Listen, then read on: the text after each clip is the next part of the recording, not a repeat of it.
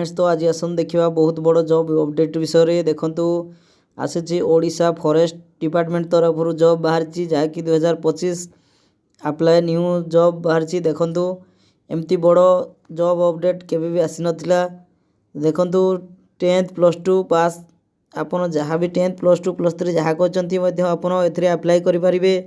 No exam salary जदि देखा देखो 18,000 रु स्टार्टिंग होकर 1,12,400 टंका पर्यंत पर मंथ यार सैलरी रोची।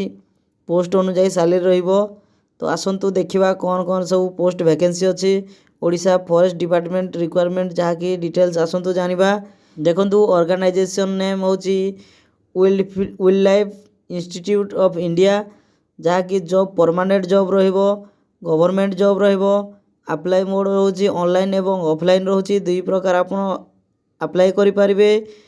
ऑल इंडिया कैंडिडेट एथिरे अप्लाई करि पारिबे। आपन ओडिशा इंडिया रो जोठू भी थांतु ना काहेकि आपन एही जॉब रे अप्लाई करि पारिबे। जॉब अप्लाई करि पारिबे।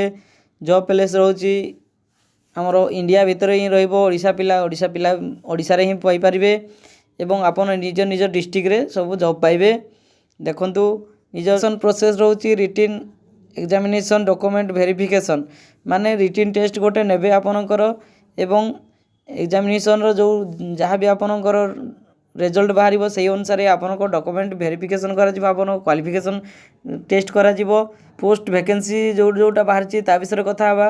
जूनियर स्टेनोग्राफर बाहर 2 नंबर होची असिस्टेंट ग्रेड बाहर 3 number driver 4 number cook 5 number lab attendant अच्छी 6 नंबर टेक्नीशियन अच्छी 7 नंबर होची टेक्नीशियल असिस्टेंट जोटा कि आपन देखि पड़ते ओडिशा फॉरेस्ट डिपार्टमेंट तरफ आसी।